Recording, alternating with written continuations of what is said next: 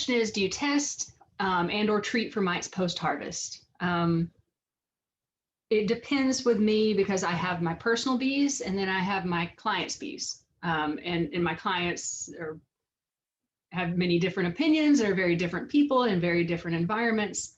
And so I will say, I'll start with my personal bees. I may do some monitoring after pulling honey. I usually pull honey sometime. We have a lot of horse mint here, so I probably pull it closer to late June, almost into July sometimes.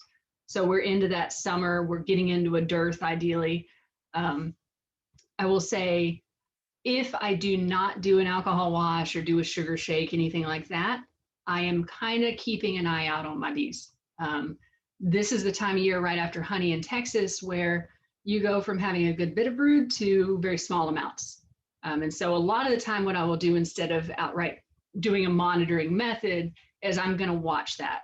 I'm not pushing my bees, so they really do constrict that brood nest down very small. I will start seeing some parasitic mite syndrome. I will start seeing some stress.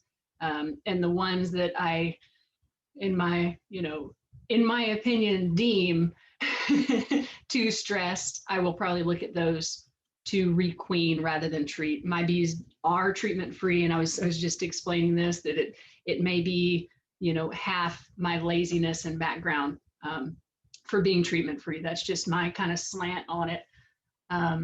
Now, some of my client bees, I will do a bit more monitoring, especially so they know how to do it, because it's a really good skill to have. So you pull honey, it's a great time to monitor, it's a great time to treat. I will say, I'll kind of warn against, though, for one thing, just treating after you pull honey, because it's a good time, because you don't know how many mites are in your hive. So if I'm going to treat, I'm pretty much going to monitor first. And the other important part of that is that after you treat, you're going to need to look at those again and monitor them again. I see with the people that are much more okay with treating, which is, like I said, fine by me. I think it's really important for them not to just kind of go on the default, pull honey, treat hives, let them roll. I think those people lose a lot of bees because they either don't knock the mite level down enough in that first treatment after honey, or they build back up before fall, and you end up with kind of weak bees being raised that have high mite levels going into winter. So